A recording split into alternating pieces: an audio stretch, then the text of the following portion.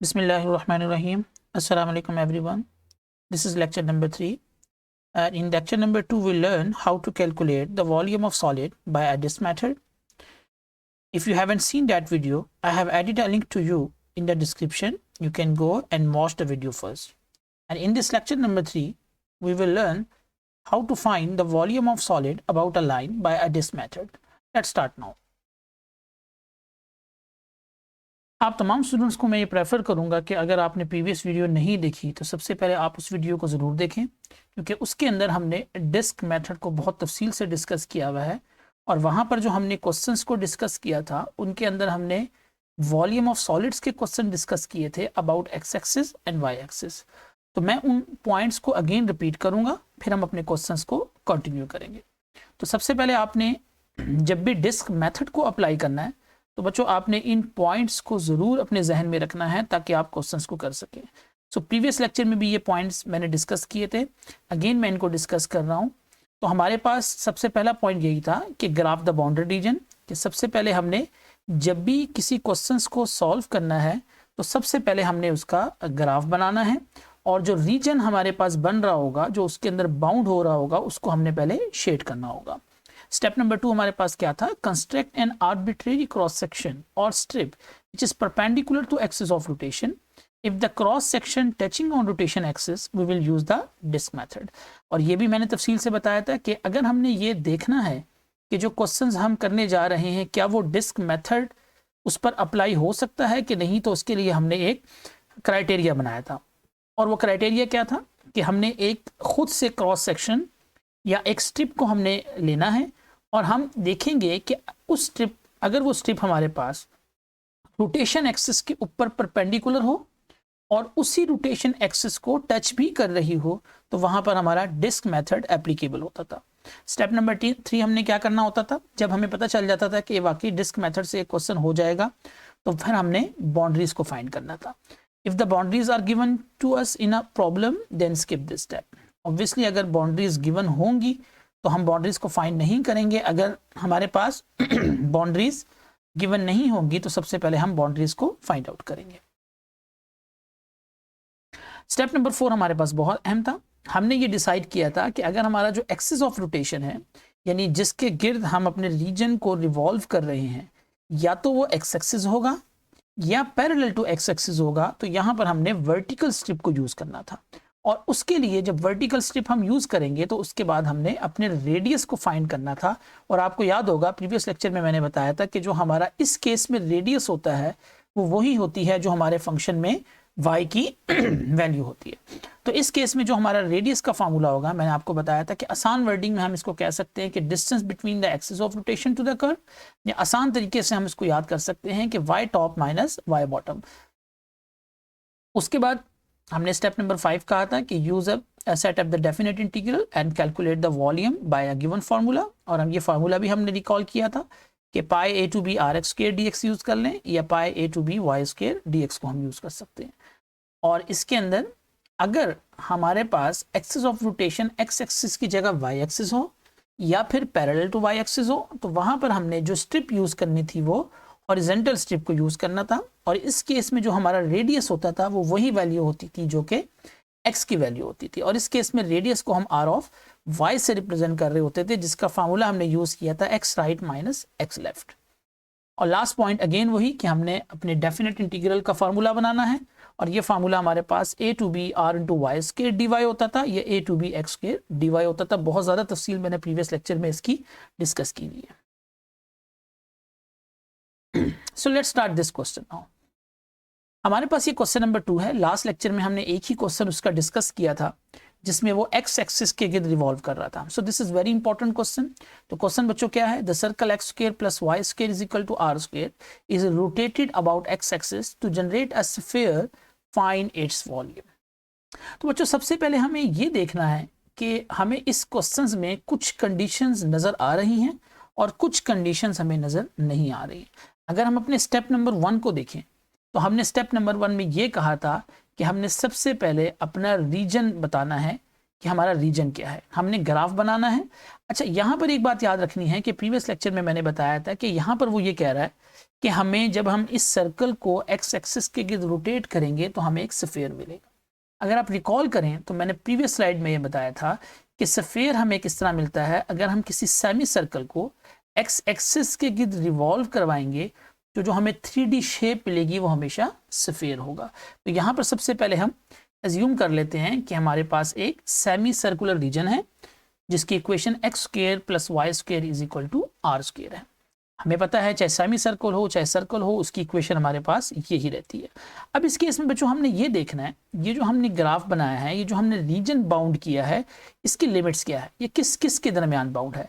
तो इंपॉर्टेंट बात क्या है कि अगर हम इस इक्वेशन को देखें X square plus Y square is equal to are square, तो बच्चों आर इसके अंदर इसका रेडियस होता है।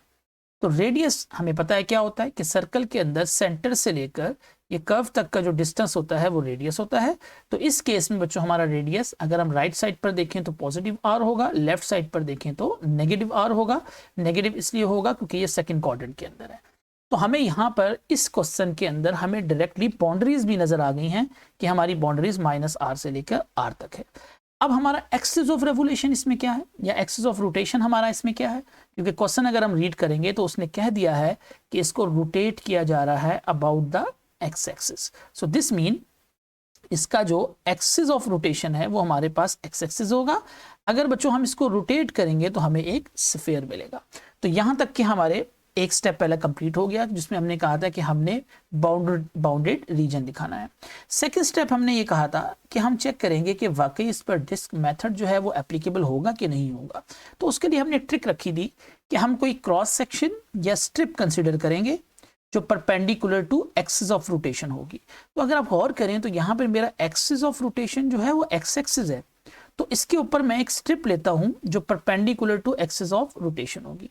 अगर आप गौर करें तो ये स्ट्रिप जो है ये perpendicular to axis of rotation है और एक्सिस ऑफ रोटेशन को टच भी कर रही है। तो हमने क्या कहा था कि अगर हमारी स्ट्रिप जो होगी वो एक्सिस ऑफ रोटेशन को टच कर रही होगी तो हमेशा हमारा डिस्क मेथड जो होगा वो एप्लीकेबल होगा। सो दिस मीन यहाँ पर हमारा डिस्क मेथड भी एप्लीकेबल है। स्टेप 3 पे हम चलते हैं। स्टेप 3 में हमने कहा था कि हमें बाउंड्रीज रिक्वायर्ड होंगी। अब बाउंड्रीज तो क्वेश्चन में गिवन है, हमें नजर आ रहा है कि माइनस आर से लेकर आर तक है, तो ये काम भी हमारा आसान हो गया है कि हमें बाउंड्रीज क्या गिवन है, from X is equal to minus are to plus R. तो बच्चों सबसे इंपॉर्टेंट स्टेप हमारा स्टेप नंबर 4 होता है। स्टेप नंबर 4 में हमने क्या कहा था कि हमने बेसिकली ये देखना होता है कि हमारा अगर axis of rotation x axis है या पैरेलल टू एक्स एक्सिस होगा तो वहां पर हमेशा हम वर्टिकल स्ट्रिप को यूज किया करते हैं। अब यहां पर हमारा एक्सिस ऑफ रोटेशन क्योंकि एक्स एक्सिस है, सो दैट्स वाई आपको नजर आ रहा है कि यहां पर हम वर्टिकल स्ट्रिप को ही यहां पर हम यूज करेंगे। वो हम नेक्स्ट स्लाइड में देख लेते हैं। अब जो सबसे अहम बात यहां पर दिखानी है वो ये है कि अगर मैं वर्टिकल स्ट्रिप को यूज करता हूं तो बच्चों जरा रिकॉल करें इस चीज को कि मैंने रेडियस के लिए फार्मूला आपको बताया था कि Y top minus Y bottom, यानी जो स्ट्रिप जो है इसका अगर हम टॉप देखें, ये जो स्ट्रिप है इसका अगर हम टॉप देखें तो बेसिकली टॉप की इक्वेशन तो हमारे पास x square plus Y square is equal to are square थी। तो अगर इसमें से मैं y की वैल्यू निकाल लूँ, y की वैल्यू कैसे निकलेगी, एक्स स्क्वायर को वहां जाके माइनस कर दें तो बच्चों ये बन जाएगा R square minus X square, और अंडर रूट लेने से y is equal to root of R square minus X square. तो इस केस में जो हमारा टॉप होगा वो y is equal to root of R square minus X square होगा, क्योंकि इस केस में हमारा y टॉप यानी y की जो टॉप वैल्यू हमें रिक्वायर्ड थी तो हमने यहाँ से y को कैलकुलेट कर लिया। अब y बॉटम की अगर हम बात करेंगे तो आप सब जानते हैं कि ये जो बॉटम है ये बेसिकली हमारा x एक्सिस को टच कर रहा है, और x एक्सिस की इक्वेशन हम सब जानते हैं y इज इक्वल टू 0 होती है। सो दिस मीन हमारा जो बॉटम की इक्वेशन होगी वो y इज इक्वल टू 0 होगी। अब अपना फॉर्मूला हम यूज कर लेंगे। हमने क्या कहा था कि रेडियस बेसिकली इस केस में y होगा, y is equal to R X भी हम कह सकते हैं, टॉप माइनस बॉटम। टॉप की इक्वेशन अगर आप देखें तो root of R square minus X square, और बॉटम की equation y is equal to 0, तो यहाँ पर 0 आ जाएगा। सो दिस मीन जो हमारा आर एक्स है बच्चों वो under root R square minus X square हो जाएगा। तो यहाँ तक हमारा मैक्सिमम क्वेश्चन सॉल्व हो जाता है। लास्ट स्टेप में हमने क्या करना है बच्चों, हमने ये फॉर्मूला यूज करना है, volume is equal to a to b pi Y square into D X. Formula बहुत इंपॉर्टेंट है, फार्मूले पे आपकी वर्किंग होनी चाहिए, क्योंकि जब भी एक्स एक्सिस हमारा एक्सिस ऑफ रोटेशन होगा तो हमारा फार्मूला ये स्टैंडर्ड रहेगा pi into y square into D x. A से भी हमारा लिमिट्स हैं, लोअर लिमिट हमारी यहाँ पर माइनस आर होगी, अपर लिमिट हमारी आर होगी, वो हम यहाँ पर सब्स्टिट्यूट कर देते हैं। पाई आपका सेम आ गया, और वाई इस केस में बच्चों हमारा रेडियस है जो root of R square minus X square का होल स्क्वायर हो जाएगा। सो बाय सिंप्लीफिकेशन ये स्क्वायर और रूट कैंसिल हो जाएंगे। तो नेक्स्ट स्लाइड में हम देख सकते हैं कि हमारे पास वॉल्यूम का formula minus are to R pi into R square minus X square into D X होगा। इसके बाद के स्टेप्स आपने बहुत केयरफुल करने होते हैं। बहुत सारे वेज हैं, आप इसका शॉर्टकट भी कर सकते हैं, आप इसको सिंप्लीफाई ज़्यादा मैक्सिमम भी कर सकते हैं। तो मैंने कुछ सिंप्लीफिकेशन शो की है। सबसे पहले इंटीग्रेशन को हम सेपरेट भी कर रहे हैं, पाई आर के साथ भी मल्टीप्लाई होगा, so this will be pi R square into D X minus यही इंटीग्रल का सिंबल दूसरे पर आ जाएगा, तो ये पाई इस एक्स स्क्वायर के साथ भी मल्टीप्लाई होगा, so we have pi x square into D X. Obviously आपको ये बात समझ आ गई होगी।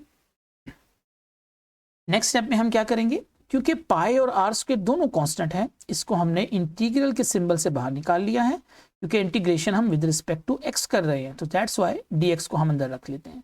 और यहाँ पर भी पाई कांस्टेंट है, तो we have x square into D x from minus are to r. अब आप सब जानते हैं कि डी एक्स की इंटीग्रेशन एक्स होती है और एक्स स्क्वायर की इंटीग्रेशन एक्स क्यूब बाय 3 होती है, जैसे कि यहाँ पर आपको नजर आ रहा है। अपर लिमिट को पुट करेंगे एक्स की जगह तो आर पुट होगा, जब माइनस लोअर लिमिट करेंगे तो वो माइनस माइनस प्लस से प्लस आर हो जाएगा। माइनस इस कांस्टेंट को बाहर निकाल लेते हैं, तो this will be pi by 3।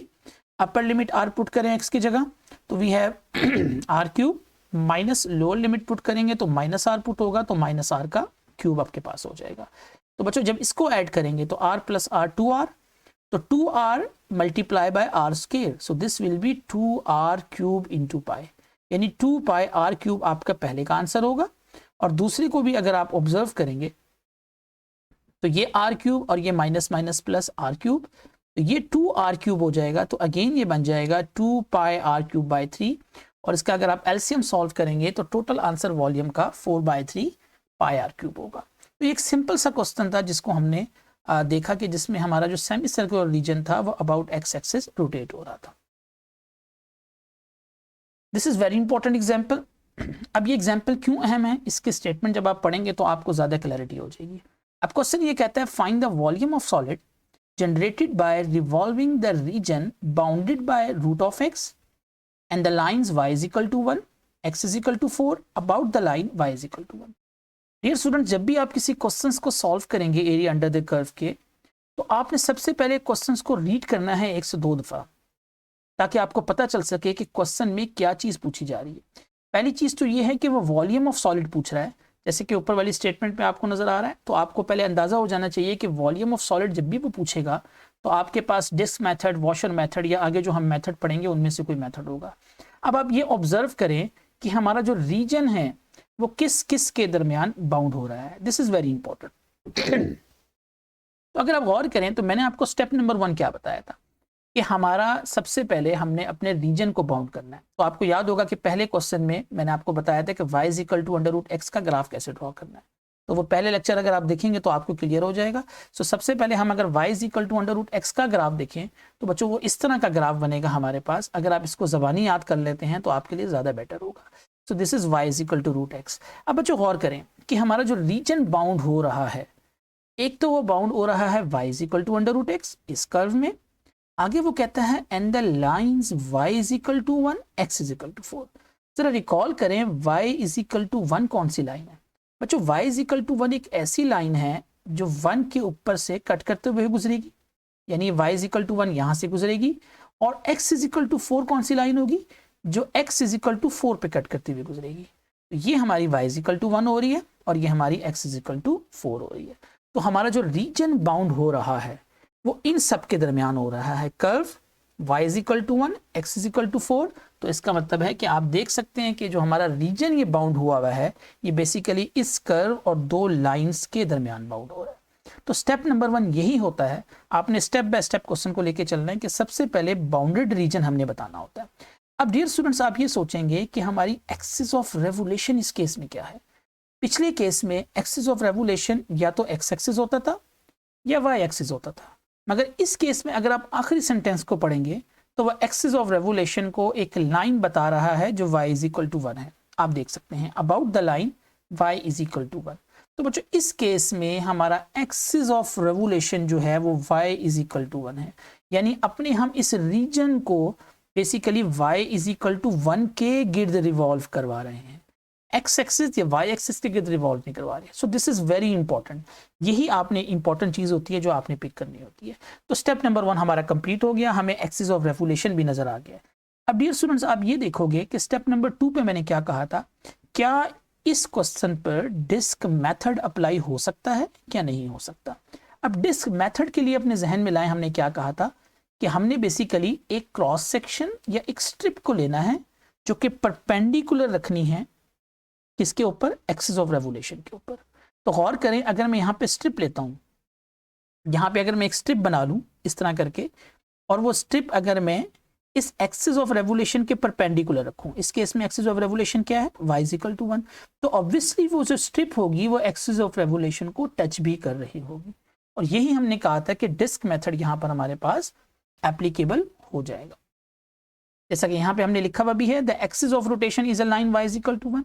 तो इस केस में एक्सिस ऑफ रोटेशन या axis of revolution y is equal to 1 है। और दिस इज वेरी इंपॉर्टेंट। हमने क्या बात आपसे कही थी कि अगर हमारा एक्सिस ऑफ रेवोल्यूशन जो होगा वो हमारा पैरेलल टू एक्स एक्सिस होगा, तो हमने कौन सी वाली स्ट्रिप यूज करनी है, वर्टिकल स्ट्रिप। अगर प्रीवियस पॉइंट्स को आप याद करेंगे तो मैंने आपको पॉइंट नंबर 4 में बताया था, अगर axis of revolution x axis हो या पैरेलल टू एक्स एक्सिस हो तो हमेशा हमारी वहां पर वर्टिकल स्ट्रिप यूज होगी है। This is very important.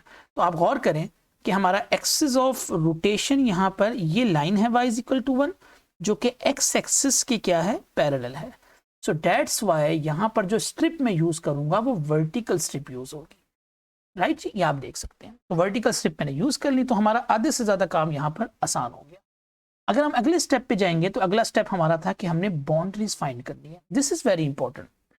Previous हमने जितने भी क्वेश्चंस किए वहां पर बाउंड्रीज बच्चों गिवन होती थी। अब कुछ स्टूडेंट्स यहां से कंफ्यूज हो जाते हैं, वो इन चीजों को ही बाउंड्रीज समझते हैं कि y is equal to 1, x is equal to 4। No, this is not a boundaries. Boundaries आपकी इस केस में क्या है, x की वैल्यूज हैं, क्योंकि जो line parallel to x axis है वो हमारे लिए x की ही बाउंड्रीज निकालेंगे। अगर आप गौर करें तो इस केस में बाउंड्रीज गिवन नहीं है। सबसे इंपॉर्टेंट ये है कि हमने यहां पर बाउंड्रीज को फाइंड आउट करना है, और वो हम तरीका देखेंगे कि बाउंड्रीज किस तरीके से फाइंड आउट होगी। उससे पहले हम एक चीज डिस्कस कर लेते हैं बच्चों। अगर मैं यहां आपसे पूछूं कि वाई टॉप कौन सा है, तो गौर से देखें, इस येलो स्ट्रिप का अगर टॉप वाला पोर्शन देखें तो इसका टॉप हमारा ये कर्व है, ये जो हमें ब्लू लाइन नजर आ रही है, और ये कर्व की इक्वेशन क्या है, y is equal to under root x. अगर इसी स्ट्रिप का आप बॉटम को देखें तो बच्चों ये स्ट्रिप जो है y इज इक्वल टू 1 पर इंटरसेक्शन के साथ है, तो इसका जो बॉटम होगा वो y इज इक्वल टू 1 हो जाएगा हमारे पास। तो y टॉप हमारे पास क्या थी, ये कर्व थी, यानी y is equal to root x, और y बॉटम हमारे पास ये लाइन थी, y इज इक्वल टू। तो ऑब्वियसली यहां पर भी आप ये फॉर्मूला इजीली अप्लाई कर सकते हैं y top minus y bottom का। तो वो क्या हो जाएगा हमारे पास, टॉप हमारे पास कितना है, अंडर रूट एक्स, बॉटम हमारे पास कितना है, y इज इक्वल टू 1। तो टॉप माइनस बॉटम करेंगे तो टॉप होगा अंडर रूट एक्स माइनस 1। तो ऑब्वियसली हमारी एक चीज रह गई है जो बाउंड्रीज हैं। अब बाउंड्रीज किस तरह फाइंड आउट की जाएंगी ये हम नेक्स्ट स्लाइड में देखते हैं। ओके, अगर आप गौर करें इस बात पर तो प्रीवियसली अगर मैं आपको स्लाइड दिखाऊं तो यहां पर बच्चों बाउंड्रीज क्या होती हैं, जहां पर कर्व और लाइन की इंटरसेक्शन होती है। अगर आप गौर करें तो मेरा जो ये कर्व है, ये जो ऊपर जा रहा है, इसकी इक्वेशन है y is equal to under root x. और बच्चों इसको अगर मैं इस लाइन को देखूं, ये जो मेरी लाइन है स्ट्रेट लाइन, इसकी इक्वेशन है x इज इक्वल टू 4। अब ये कर्व और ये लाइन आपस में इस पॉइंट के ऊपर इंटरसेक्शन में है, तो अब इसकी हम पॉइंट ऑफ इंटरसेक्शन पहले बाउंड्रीज के लिए निकालेंगे। अब वो किस तरह फाइंड आउट होगी, हमें लिखा हुआ है for the point of intersection we will use the curve and the line equation. Curve equation क्या थी, y is equal to root x, और लाइन इक्वेशन क्या थी, y is equal to 1। Right, हमने दोनों y की इक्वेशन ले लिए, एक y इज इक्वल टू 1 थी, एक हमारे पास y is equal to root x होगा। बच्चों अगर हम इन दोनों इक्वेशन को कंपेयर करें, यानी दोनों y की इक्वेशन है, तो अगर मैं इन दोनों को कंपेयर करूं तो हमारा under root x is equal to 1 हो जाएगा। अगर हम दोनों तरफ स्क्वेयरिंग कर लें तो x इज इक्वल टू 1 हो जाएगा। तो हमारी जो लिमिट्स हमें रिक्वायर्ड थी, जो बाउंड्रीज हमें रिक्वायर्ड थी, वो कहां से कहां तक होगी, क्योंकि स्टार्टिंग वैल्यू हमें मिल गई है x इज इक्वल टू 1 और एंडिंग हमारी x इज इक्वल टू 4 किस तरह है, यहाँ पे आप देख सकते हैं, ये आपको नजर आ रहा है, क्योंकि हमारा जो एरिया बाउंड हुआ था उसकी मैक्सिमम वैल्यू वो कहां तक हुई थी, 4 तक। स्टार्टिंग तो कुदरती इस ग्राफ से नजर आ रही थी कि 1 ही है, वो हमारे आंसर में भी आ रही है। यानी इन दोनों इक्वेशंस को जब हमने सॉल्व किया y की इक्वेशंस को, तो इसके जरिए हमें क्या मिला, इसके जरिए हमें ये आंसर मिल गया। तो हमें लिमिट्स भी मिल गई बच्चों यहाँ पे कि हमारे पास x is equal to 1 to 4 है। अब हम इस फॉर्मूले को यूज कर लेंगे, pi Y square into D x from a to b, और इस केस में हमने रेडियस भी पिछली स्लाइड में फाइंड किया था, वो अंडर रूट एक्स माइनस 1 था। बच्चों उसको यहाँ पर पुट करेंगे, so this will be root x minus 1 whole square. I hope कि आपको ये कैलकुलेशन आनी चाहिए। यहाँ पे a माइनस बी का स्क्वायर ओपन किया है। अब इसके इंटीग्रेशन करेंगे तो x की इंटीग्रेशन एक्स स्क्वायर बाई 2 होगा, और ये x की पावर 1/2 है। तो बच्चों अगर आपको याद हो तो इसकी इंटीग्रेशन थी 1/2 प्लस 1 ओवर 1/2 प्लस 1, यानी 3/2 ओवर 3/2, और 1 dx की इंटीग्रेशन x होगी और लिमिट्स 1 to 4 हो जाएगी। अपर लिमिट को पुट करेंगे इसके अंदर, ये मैंने एज इट इज लिख दिया है पहले। अपर लिमिट 4 पुट करेंगे, फिर लोअर लिमिट पुट करेंगे 1, और कैलकुलेशन आपने थोड़ी सी खुद कर लेनी है। आपका जो वॉल्यूम होगा वो 7/6 इंटू पाई हो जाएगा। Okay, so this is question number 4 and the question is very simple. Find the volume of solid generated by revolving the region between the y-axis. This is very important statement. इसको थोड़ा carefully आप पढ़ेंगे। उसने कहा हुआ है कि volume of solid निकालेंगे जो कि रिवॉल्व हो रहा है, revolving the region between the y-axis। बच्चों पिछले क्वेश्चंस में या तो वो x-axis कह रहा था या पैरेलल टू x-axis कह रहा था, यहाँ पे y-axis वो कह रहा है। And the curve x is equal to 2 over y and you have given the boundaries from y is from 1 to 4 about the y-axis। अब ये क्वेश्चन बड़ा इजीली जज हो जाता है। अगर मैं इसको स्केच ना भी करूं तो मुझे कुछ चीज़ें इसके लिए फ़ौरन पता चल रही हैं। नंबर 1, हमें ये पता चल रही है कि इसकी जो एक्सिस ऑफ रेवोल्यूशन है वो वाई एक्सिस है। अब फ़ौरन अपने जहन में ले आएँ कि जब axis of revolution y axis होती थी तो हमारा वॉल्यूम का formula a to b pi into x square dy था। पिछले तमाम केसेस में हमारी axis of revolution x axis होती थी। नंबर 1। नंबर 2 बच्चों, जब हमारी अबाउट वाई एक्सिस है तो बाउंड्रीज भी वाई की होंगी, ये फार्मूला हमें बता रहा है dy, और ये बाउंड्रीज भी देखें हमें गिवन है। हमारे लिए और काम इसमें आसान है कि बाउंड्रीज y की कहां से कहां तक दी हुई हैं, 1 से 4 तक। और ऑब्वियसली अगर आप गौर करें तो इस फार्मूले में जो x है वो रिप्रेजेंट कर रहा होता है रेडियस को, और हमारे इस क्वेश्चन में रेडियस भी गिवन है x is equal to 2 over y। तो हम इस पूरे क्वेश्चंस में इसमें अंदर इस वैल्यूज को इजीली सब्स्टिट्यूट कर सकते हैं। अगर हम स्केच करना चाहें तो स्केचिंग आपके सामने है, आप पॉइंट्स लेकर स्केच भी कर सकते हैं, बट स्केच करने के लिए आप ये याद रखिएगा कि आपको y की वैल्यूज पुट करनी है इसमें, और आपके पास x के आंसर आएंगे। y की वैल्यूज 1 से 4 है। अगर आप स्केच नहीं भी करते तो मैंने आपको आइडिया दे दिया है कि आपके पास लिमिट a से b यानी 1 से 4, ये आप देख सकते हैं 1 to 4 ये वाला पाई सेम आ रहा है। x इस केस में रेडियस है, तो बच्चों रेडियस हमारा 2 over y है। इसकी कैलकुलेशन कैसे होगी, ये थोड़ा सा आपको केयरफुल रहना है। 2 का स्क्वायर 4 हो जाएगा, यहाँ पे आपको नजर आ रहा है, और ये y के ऊपर भी स्क्वायर आएगा जो ऊपर आके y की पावर -2 इंटू dy हो जाएगा। और इंटीग्रेशन हमारे पास y की पावर -2 की क्या होती है, -2 + 1 ओवर -2 + 1।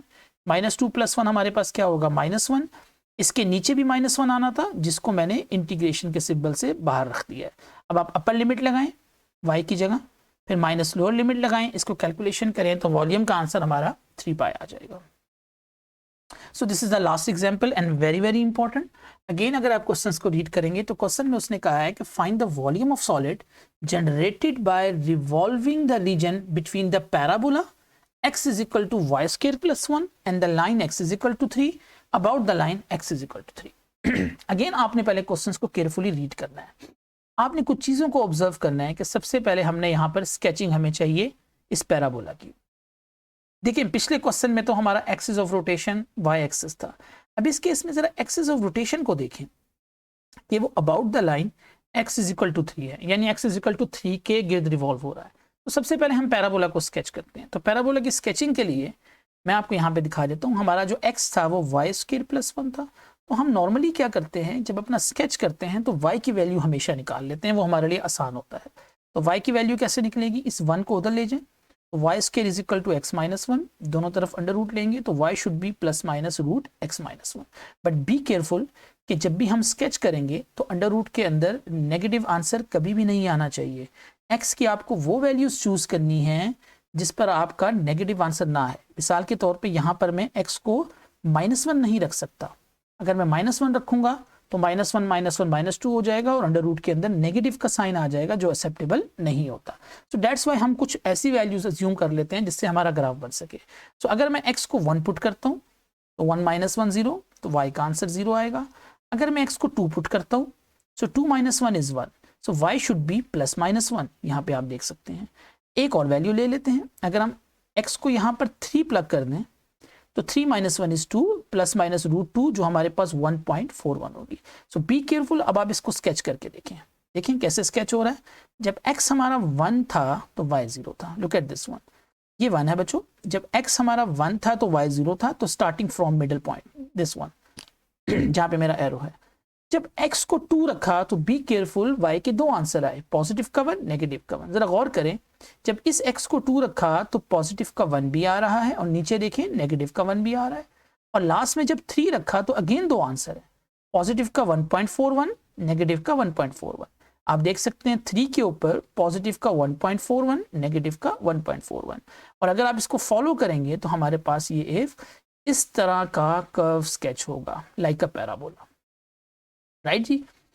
अब हमने अपना रीजन बताना है। अब बच्चों गौर करें कि जो हमारा रीजन है वो किस किस के दरमियान बाउंड हो रहा है। अगर आप गौर करें तो आगे उसने लिखी हुई है and the line x is equal to 3। तो अगर मैं x is equal to 3 line को ड्रॉ करूं तो आप देख सकते हैं x इज इक्वल टू 3, ये हमारे पास एक ग्रीन लाइन है। अब हमारा जो रीजन है बच्चों वो इस पैराबोला और इस लाइन के दरमियान हो जाएगा लाइक दिस अगर हम इसको शेड करें। ठीक है जी, ये हमारी सबसे पहला स्टेप था कि हमारा रीजन किन कर्व और लाइन के दरमियान बाउंड हो रहा है। अब इस केस में आप ये भी देख सकते हैं कि हमारा एक्सिस ऑफ रेवोल्यूशन बच्चों x इज इक्वल टू 3 है। This is very very important. x is equal to 3 यानी ये अगर आप 3D में इमेजिन करें तो ये जो मेरी लाइन है, ये जो vertical line x is equal to 3 है, इस रीजन को मैंने इसके गिर्द घुमाना है, मूव कराना है, राइट जी। अब एक और बात ये है कि हमने क्या कहा था, हमारा एक्सिस ऑफ रेवोल्यूशन क्या x एक्सिस है? नहीं। क्या y एक्सिस है? नहीं। मगर हमारा एक्सिस ऑफ रेवोल्यूशन एक ऐसी लाइन है जो y एक्सिस के पैरेलल है। तो जरा याद करें हमने क्या बात की थी। जब हमारी axis of revolution y axis के पैरेलल होती है तो हमें हमेशा हॉरिजॉन्टल स्ट्रिप को यूज करना होता है। बच्चों गौर करें क्या यहाँ पर हमारा डिस्क मेथड एप्लीकेबल होगा? अगर मैं हॉरिजॉन्टल स्ट्रिप को यूज करता हूँ यहाँ पर इस तरीके से, तो हॉरिजॉन्टल स्ट्रिप हमारी हमने किस तरह रखनी है? Perpendicular to axis of rotation. तो ये perpendicular to axis of rotation अगर मैं रखूंगा तो ऑब्वियसली ये एक्सिस ऑफ रोटेशन को इंटरसेक्ट भी कर रहा होगा। सो दैट्स व्हाई यहां पर हमारा एप्लीकेबल होगा disk method. This is very important. As a solid is rotated about x is equal to 3 which is parallel to x axis, जिस parallel to y axis, so we will use the horizontal strip. ये जो मैंने previously अभी एक बात की थी कि हम यहाँ पर हॉरिजॉन्टल स्ट्रिप क्यों यूज कर रहे हैं, क्योंकि हमारा सॉलिड ऑफ रेवोल्यूशन एक x is equal to 3 line है ये वाली, और वो basically parallel to y axis है।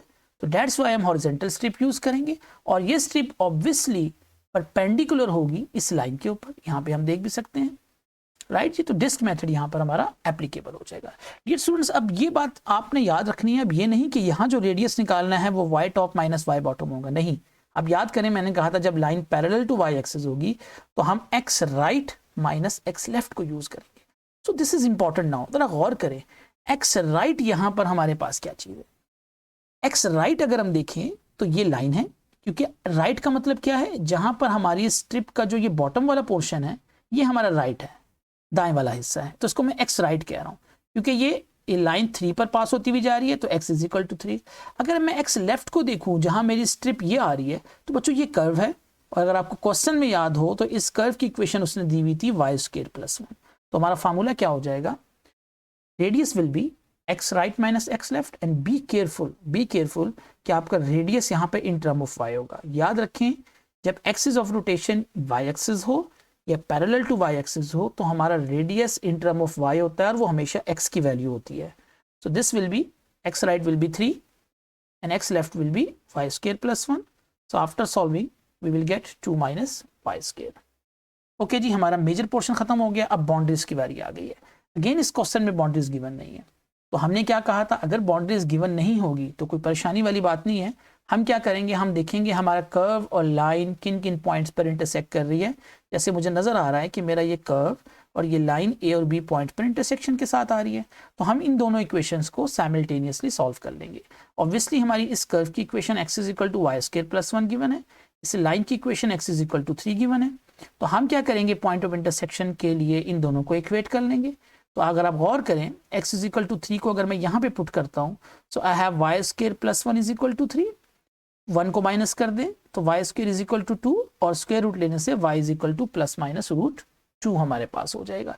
तो बच्चों ये जो y is equal to plus minus root 2 आया, ये हमारी लिमिट्स आ गई हैं, क्योंकि अगर आप गौर करें यहाँ पर तो हमारा एक y is equal to positive 2 है बच्चों, ये वाली वैल्यू हो जाएगी जो ब्लैक वाली, ये रूट 2, और एक y is equal to negative 2 होगी, वो ये वाली वैल्यू हो जाएगी। तो हमारी जो इसमें बाउंड्रीज आ रही हैं वो -2 से लेकर कहाँ तक आ रही है, 2 तक आ रही है। यही हमारा इंपॉर्टेंट स्टेप्स था। और अब लास्ट स्टेप में हमने क्या करना है बच्चों, क्योंकि हमें पता है कि वॉल्यूम का फॉर्मूला यहाँ पर यूज होगा pi x square into d y, क्योंकि पैरेलल टू वाई एक्सिस है, और इस केस में रेडियस हमने 2 माइनस वाई स्क्वायर निकाला है। तो बच्चों वॉल्यूम हमारा क्या होगा, -2 से 2 पाई 2 माइनस वाई स्क्वायर का होल स्क्वायर। और ये कैसे आ रहा है, प्रीवियसली अब फार्मूले में इसमें पुट करें, ये पाई आ गया, x हमारा 2 माइनस वाई स्क्वायर है, तो 2 माइनस वाई स्क्वायर का होल स्क्वायर। और कैलकुलेशन आई होप कि आपको ये समझ आ जानी चाहिए। ये कैलकुलेशन यहाँ पर कुछ शो की हुई है आपके लिए, क्योंकि 2 का स्क्वायर 4 हो जाएगा, और यहाँ पर a square a minus b whole square से ओपन करेंगे तो a square minus 2ab plus b square, और फिर इंटीग्रेशन आपने करनी है। थोड़े से स्टेप्स देख लीजिएगा। सबसे पहले मैंने y5/5 इसकी इंटीग्रेशन लिखी है, y4 की, y5/5। फिर सेकंड पे इसकी लिखी है -4y, ये पावर 2 है, तो 2 + 1 / 2 + 1 3/3, और 4 की इंटीग्रेशन 4y। देन आप upper limit minus lower limit और कुछ कैलकुलेशन करेंगे तो आपको ये बात समझ आ जाएगी। और आई होप कि आपको ये तमाम क्वेश्चन समझ आ गए होंगे। अगर फिर भी आपको कोई क्वेश्चन है तो आप कमेंट्स कर सकते हैं। Thank you very much.